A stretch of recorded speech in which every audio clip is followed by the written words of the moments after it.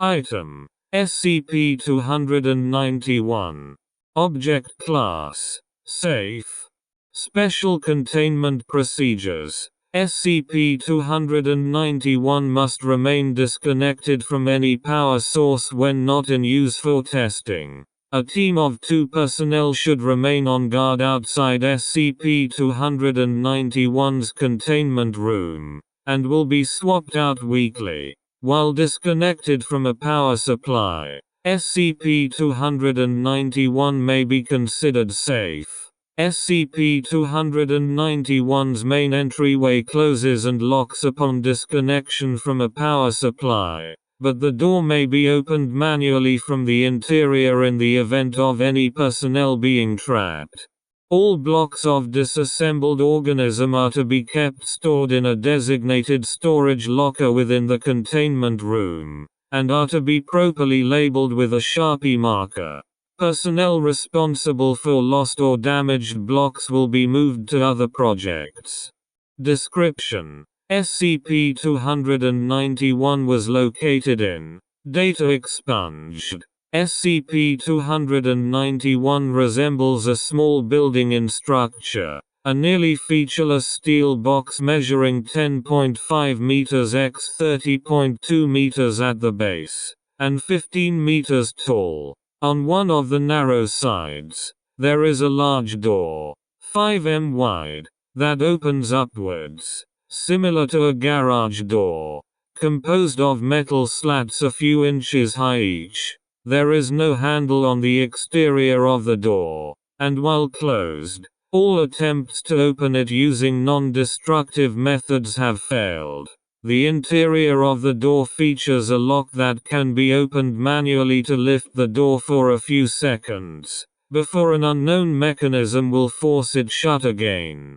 At the other end of SCP-291 is a similar opening with a lock and handle on the exterior and interior, allowing the door to be opened from either side. 2 small, similar hatches only 1 meter x 1 meter can be found to the left of both doors, and may be opened from the exterior.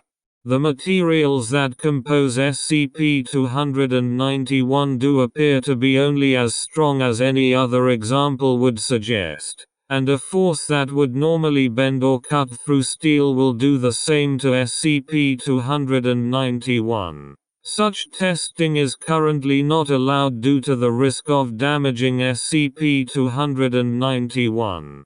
The interior of SCP-291 is not well explored due to the extremely tight confines of the machinery and strong pulses of electromagnetic energy through various points while activated.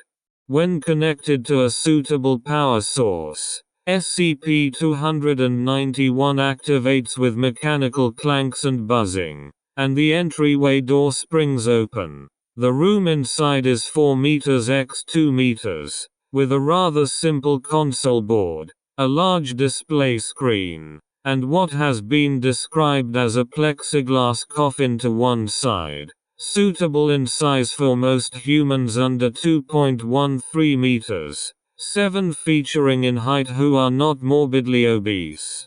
The coffin rests on a conveyor belt a meter in height, the coffin itself being approximately a meter deep with a blue-green gel cushion of unidentified material lining the bottom. It has been described as pleasantly form-fitting and very cool and soft. Several tubes emerge from the side of the room over the coffin. Opposite the coffin, a number of cubbyholes of various sizes with small doors that may be opened or closed are present on the wall. Their purpose shall be elaborated upon later. When a living animal, human or otherwise, is laid in the coffin, dead organisms with a mass of less than 1.6 kilograms, and groups of multiple organisms triggered no reaction, no matter their position. The control room moves into the ready state. In this state, the display screen shows a scanned, grid-lined image of the organism in the coffin, and the buttons on the console board become operable. Some of the smaller buttons will trigger different effects in the displayed image, such as toggling the skin and muscles of the display on and off, and revealing certain organs and organ systems, whether in real time or frozen depending upon more settings. There are no words, numbers, or symbols on the display or any of the buttons, and all buttons have two settings: on, in which they glow, and off, in which they are unlit. Various combinations produce different effects, and Dr. Wrights has been kind enough to spend enough time playing with it to work up a crude user's manual. 3 large buttons, visibly different from the controls for the display, are available to the side. Provided that a living organism is lying in the coffin, the first button may be pressed. Pressing any buttons under other circumstances yields no effect, and the button remains off no matter how many times pressed, and the tubes extending over the coffin dispense a blue liquid into the coffin. This unidentified liquid acts as a sedative upon skin contact, and the occupant of the coffin quickly falls unconscious. The liquid can apparently be inhaled and swallowed without any harm. D-class personnel have reported the taste to be similar to Kool-Aid. Samples have yielded little results in identification. Once the coffin is filled to the brim, the liquid quickly congeals into a thick syrup, and then to a solid gel. Over this period, the occupant's detectable bodily functions, such as breathing and heartbeat, cease. This may be observed on the display screen. Once the liquid fully solidifies, the display screen shuts off and the conveyor belt starts to move. All attempts to stop the conveyor belt and remove either the coffin or the occupant cause the entire process to shut down, after which the blue liquid evaporates within a few minutes and the subject regains consciousness unharmed. The conveyor belt carries the coffin and occupant through a small door that quickly locks closed, and the entire machine becomes a cacophony of mechanical clanking, whirring, and grinding. The display screen will only display a rectangle that slowly fills, like a loading bar, as SCP-291 does its work. Depending upon the size of the organism, SCP-291 finishes its as of yet unknown process in approximately 20 to 30 minutes, at which point the product can be retrieved at the opposite end of SCP-291. The back door of SCP-291 leads to a similar chamber, also containing a conveyor belt similar to the one that holds the coffin in the entryway. There is also a series of 24 cubbyholes or lockers, identical to those found in the entry room. These cubbyholes may be pulled out to retrieve their contents. Parts of the organism, disassembled and preserved in blocks of an unidentified, clear solid. These blocks are quite strong, but they can be melted by extremely high temperatures, or shattered by sharp blows from a pick. However, breaking the blocks ruins the preservation method of SCP-291, and results in the preserved object being unusable. The rest of the block quickly begins to dissolve into dust after a few minutes. See addendum for block designation.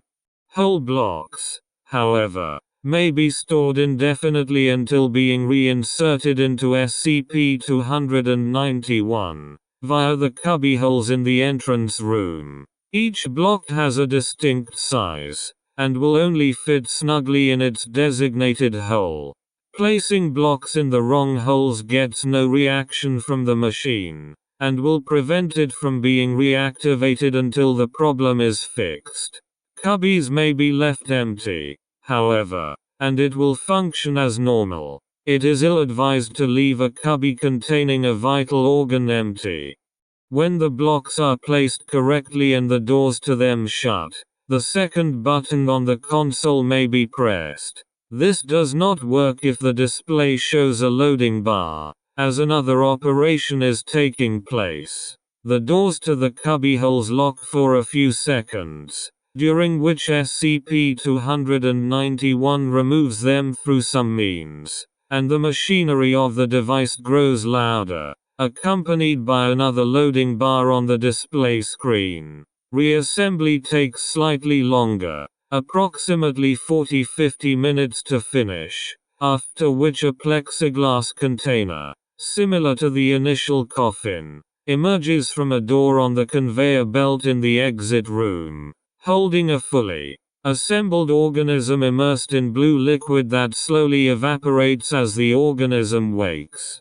Reassembled organisms have no memory of the process, likening the experience to a very restful, dreamless sleep. They awaken with some slight disorientation, but this passes after a few minutes, and they complain about being very hungry.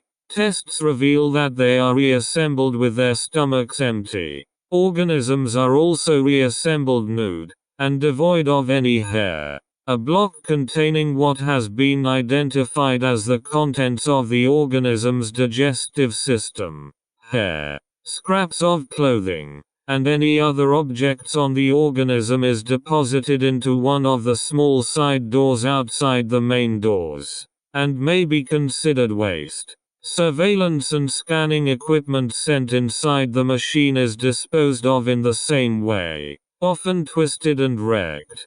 Later testing revealed that organisms can be reassembled in different, potentially malicious ways. See addendum for testing results. The third button is only to be used should something go wrong. When the production stops and the button blinks, it undoes whatever has been done the best it can, and shuts down the whole process while triggering some kind of cleaning and reset method.